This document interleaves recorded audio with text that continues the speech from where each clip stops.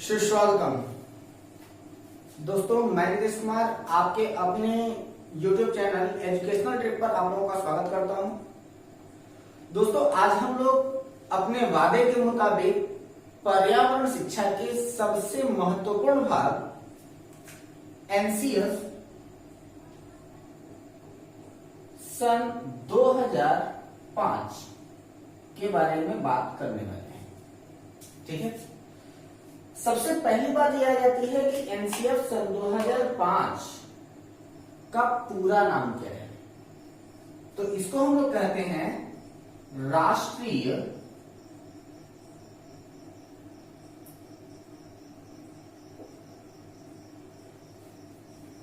पाठ्यचर्या की रूपरेखा। ठीक है, नेशनल कैरिकुलम फ्रेमवर्क। ठीक, यही है आपकी राष्ट्रीय पाठ्यचर्या की रूपरेखा। एनसीएफ सन 2005 को लागू करते समय जिन महत्वपूर्ण बातों का ध्यान रखा गया उनमें कुछ महत्वपूर्ण बिंदु थे। सबसे पहली बात कि बच्चों को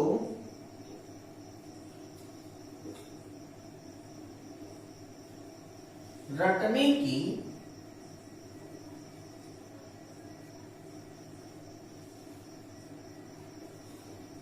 प्रवृत्ति से दूर रखेंगे। ठीक है, अगली बात यह थी इसमें कि बच्चों के सामने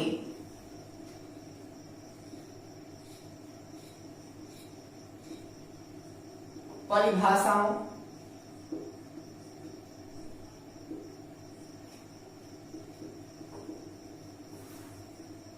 सिद्धांतों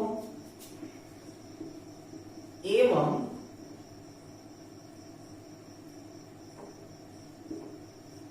गूढ़ तथ्यों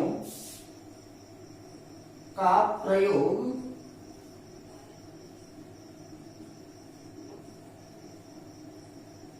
नहीं होगा। तीसरी बात क्या थी कि बच्चे स्वयं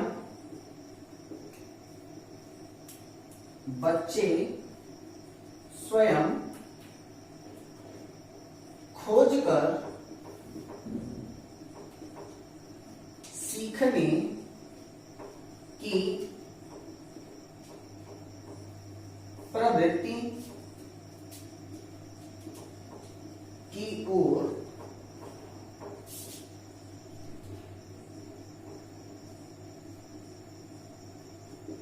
अग्रसर।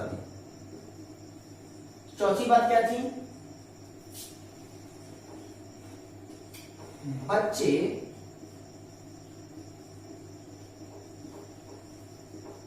करके सीखें,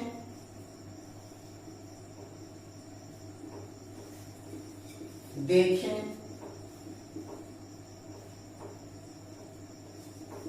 प्रयोग करें और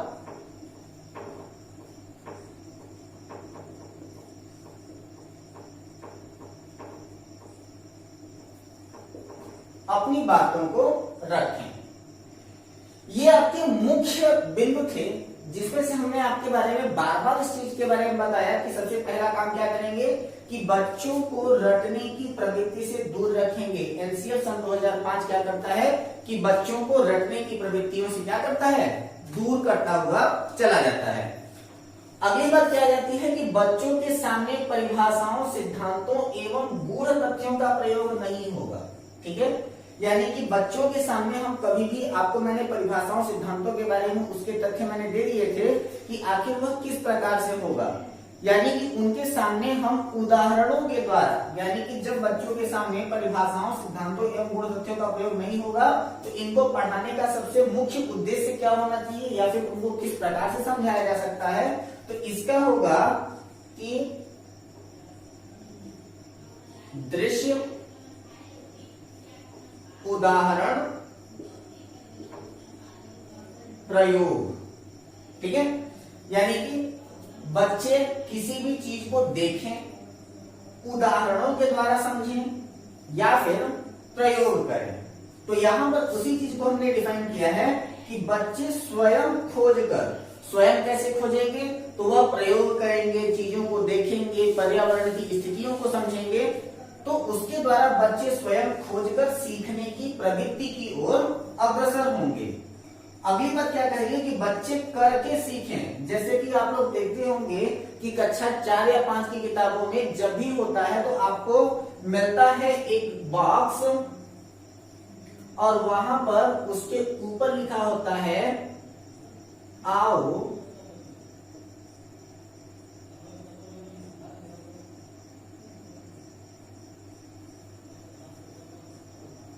करके देखें। ठीक है, इसके अलावा कुछ और शब्द वहां पर आपको देखने को मिल सकते हैं, जैसे कि क्रिया कलाप। ठीक है, इसके बाद कुछ अन्य चीजों की तरफ होता क्या है कि उनमें आपको और मिलेगा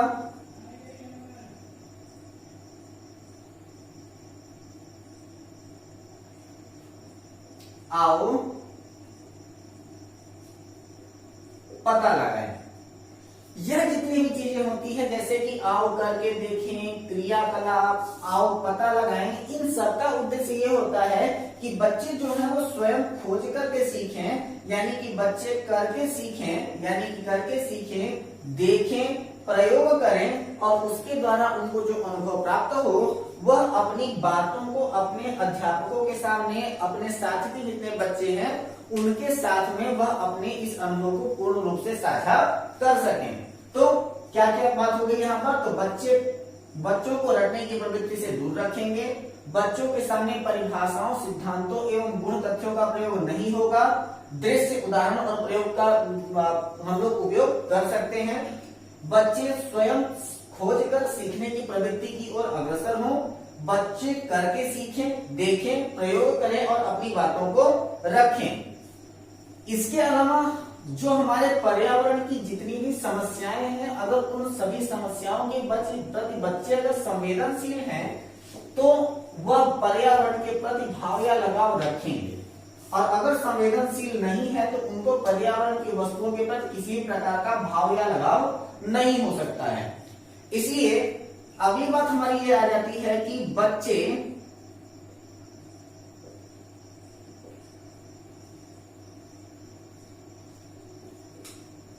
पर्यावरण की समस्याओं के प्रति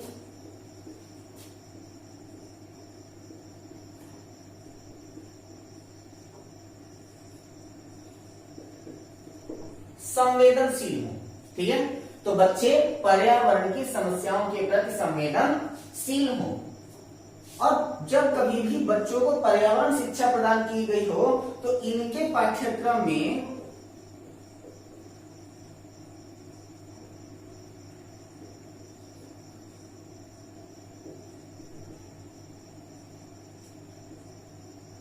उद्देश्यों का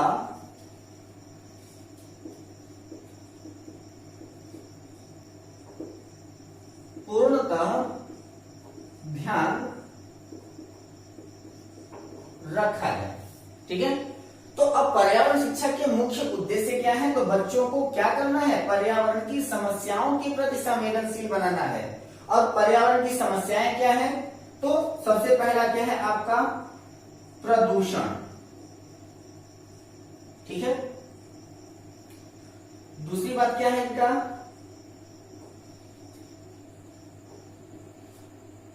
जल प्रदूषण। तीसरी बात क्या है इनकी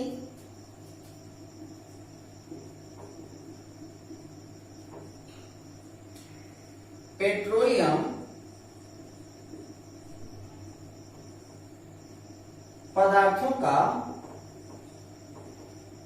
संरक्षण। चौथी बात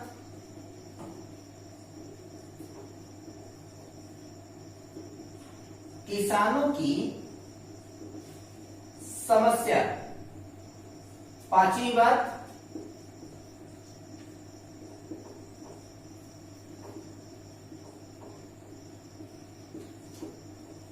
सपेरों की समस्या। छठवीं बात,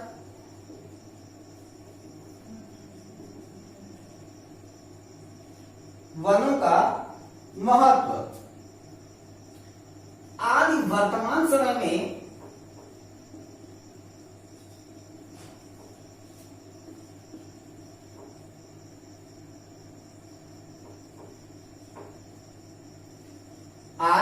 वर्तमान पर्यावरणीय समस्याओं को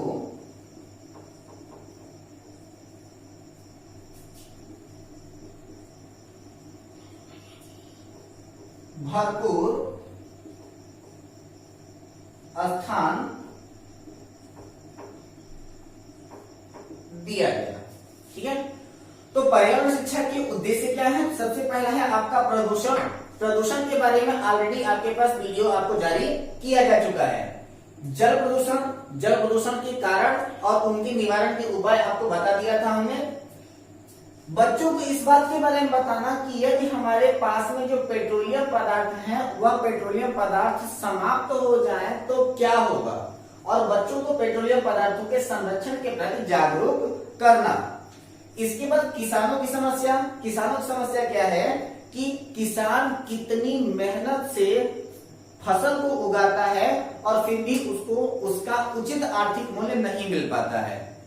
यहाँ पर किसान क्या करता है कि सबसे पहले फसल को उगाने के लिए वह बीज खेतों की जुताई करता है, बीज बोता है, बीजों का अंकुरण होता है, उनकी देखभाल करता है, फसलों की कटाई करता है, ओसाई करता है, इसके बाद फिर वो भूसे से बीज को अलग करता है।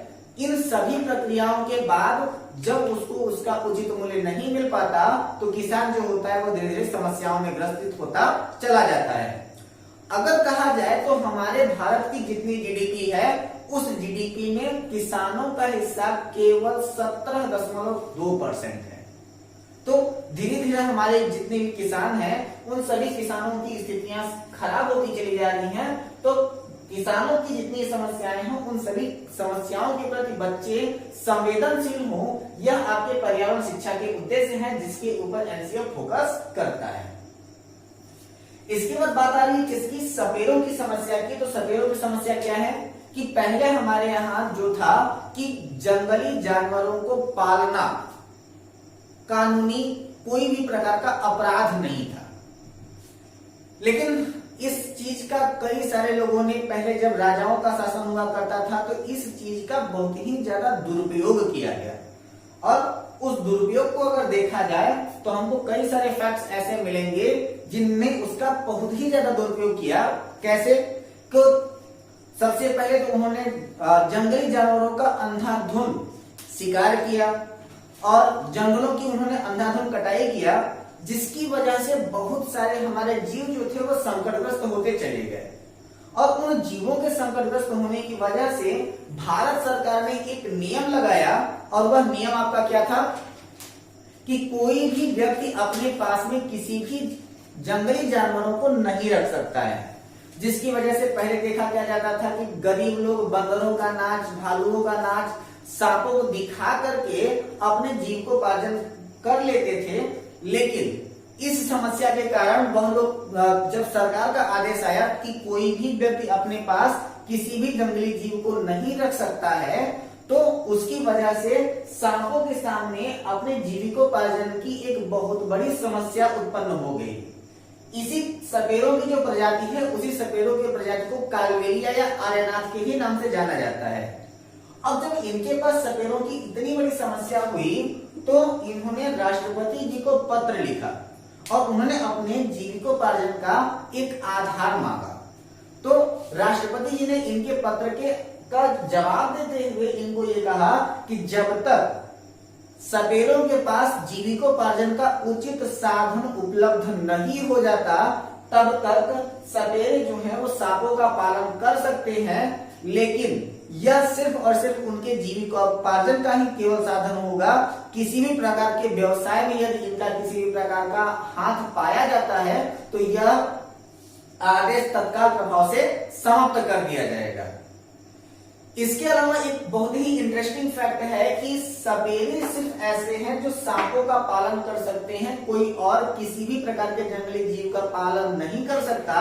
लेकिन एक डिस्ट्रिक्ट मजिस्ट्रेट यानी कि जो जिलाधिकारी होता है, district magistrate have a power कि वह अपने पास किसी भी एक जंगली जानवर का पालन कर सकता है। यानी कि एक जिलाधिकारी चाहे तो वह अपने पास अगर शेर को पालना चाहे तो वह शेर का भी पालन कर सकता है। इसके अलावा कोई भी अन्य व्यक्ति किसी भी जंगली जानवर का पालन भारत में नहीं कर सकता। ठीक। इसके बाद वनों का महत्व कि हमारे पास में अगर वन ना हो तो उसकी वजह से कितनी सारी समस्याएं उत्पन्न हो जाएंगी, यह आपकी विभिन्न कहानियों के माध्यमों से आप लोगों को बताया जाएगा। और कुछ चीजों के बारे में हमने इसके पहले भी बताया था आपको कि वन अगर हमारे पास ना रहे तो हमारे पास आर्थिक समस्याएं भी उत्पन्न हो जाएंगी, पर्यावरणीय समस्याएं भी उत्पन्न हो जाएंगी, प्रदूषण का स्तर बढ़ता चला जाएगा। प्रत्येक प्रकार के प्रदूषण को नियंत्रित करने के लिए दो मुख्य उपाय हैं, एक आपका जनसंख्या नियंत्रण और दूसरा है आपका वृक्षारोपण। आप वृक्षारोपण करें, जनसंख्या नियंत्रण करें तो यह चीजें जो होंगी वो आसानी से कंट्रोल में लाई जा सकती हैं। ठीक।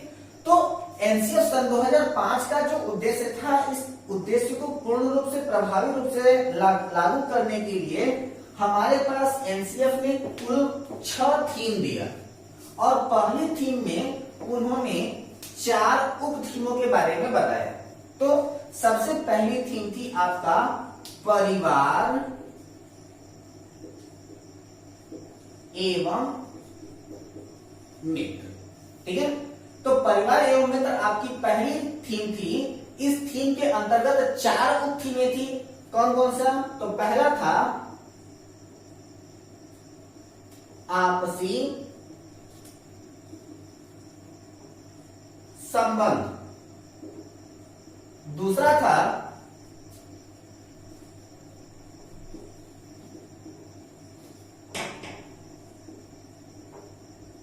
काम और खेल, तीसरा है जानवर, चौथे हैं आपके पौधे। तो पहले थीम यानी कि परिवार एवं मित्र के अंतर्गत 4 उप थीम कौन कौन से? आपसी संबंध, काम और खेल, जानवर और पौधे। इसके अलावा जो दूसरी थीम थी वह थीम है आपका भोजन, तीसरी थीम पानी, अगली आश्रय, इसके बाद फिर 5वीं थीम यात्रा और 6वीं थीम है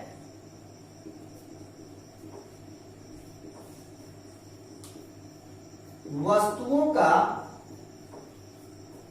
निर्माण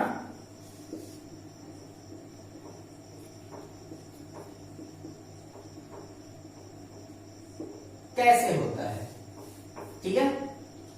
तो ये जो आपका वस्तुओं का निर्माण कैसे होता है, यह आपकी सभी थीमों का सम्मिलित रूप है, जिनमें इस 5 थीम को सम्मिलित किया गया है और यह सभी थीमों का अपना निष्कर्ष स्थापित करती है। तो आपकी कौन कौन सी थीम हो गई? तो आपकी थीम जो है वो है आपका परिवार एवं मित्र, भोजन, पानी, आश्रय, यात्रा, वस्तुओं का निर्माण कैसे होता है। और पहली थीम के अंतर्गत 4 उप थीमें आती हैं। कौन कौन सी? आपसी संबंध, काम और खेल, जानवर और पौधे। ठीक। तो सबसे पहली बात आ जाता है आपका परिवार एवं मित्र, और यहां पर हम लोग सबसे पहले बात करते हैं किसके बारे में? परिवार के बारे में। ठीक है। तो सबसे पहले आपका क्या बात करते हैं हम लोग? परिवार। ठीक। तो सबसे पहले हम जब परिवार की बात कर रहे होते हैं तो हमारा परिवार क्या कहता है कि परिवार हमारे पास जहां हम रहते हैं, जिन लोगों के बीच हम रहते हैं, वह हमारा परिवार होता है। ठीक है। जैसे कि जिस घर में हम रहते हैं वो हमारा अपना परिवार होता है, जिस गांव में हम लोग रहते हैं उस गांव के लोग, उस सदस्य गांव के लोग हमारे साथ ऐसा व्यवहार करते हैं कि वो हमारे लिए कैसे हो जाते हैं, बिल्कुल परिवार की ही तरह हो जाते हैं। लेकिन अगर हम परिवार के दृष्टि की ओर से बात करें तो हमारे पास जो परिवार है वह दो प्रकार का परिवार कहा जाता है। एक को हम लोग कहते हैं एकल परिवार और दूसरा हो जाता है आपका संयुक्त परिवार।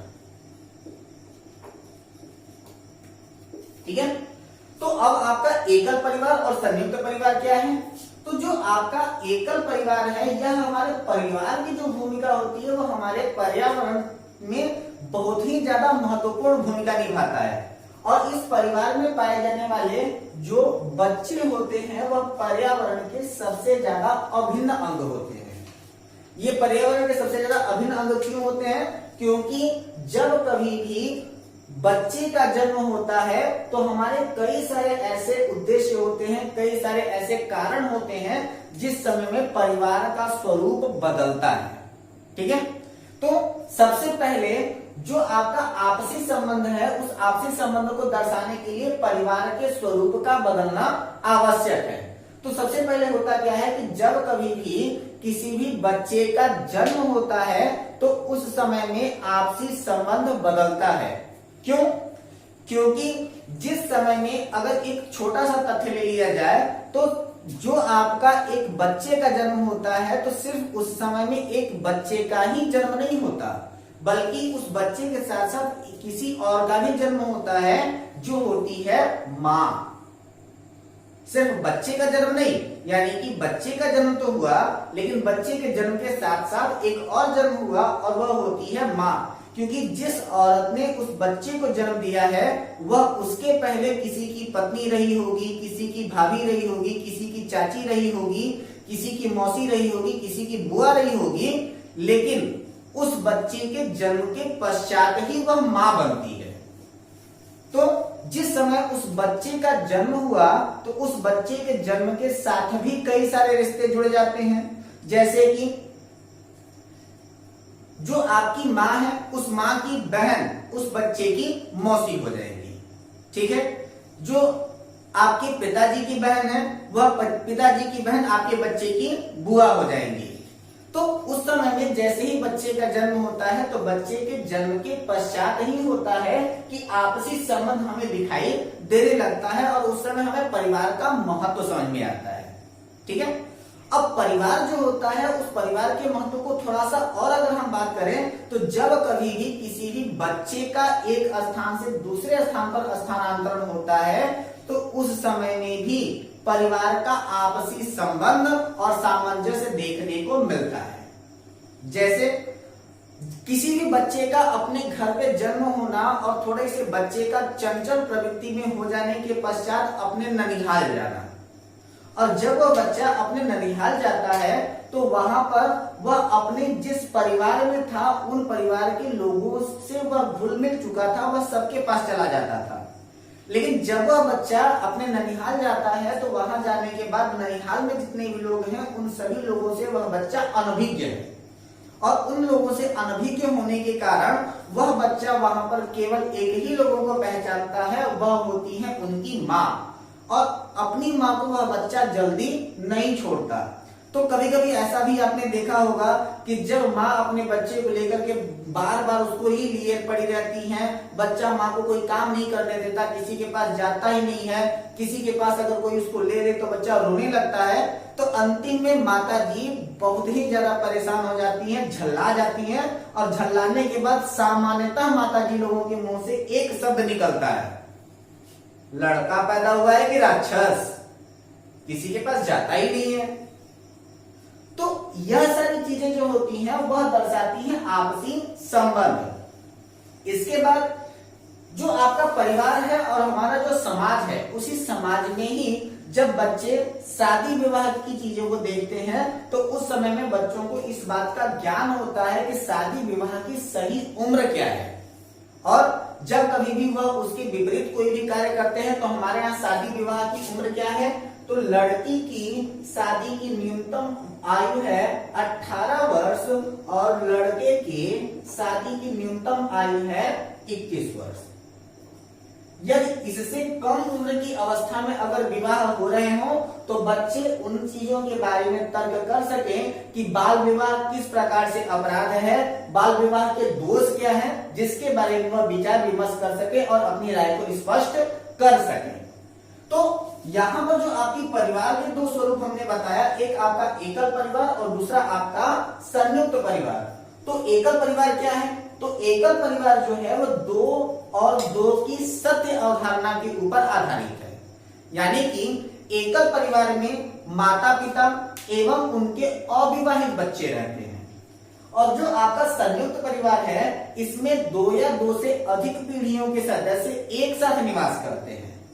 तो जब यहाँ पर जो आपका संयुक्त परिवार है इसमें 2 या 2 से अधिक पीढ़ियों के सदस्य एक साथ निवास कर रहे होते हैं, तो यह जो आपका संयुक्त परिवार है वह पर्यावरणीय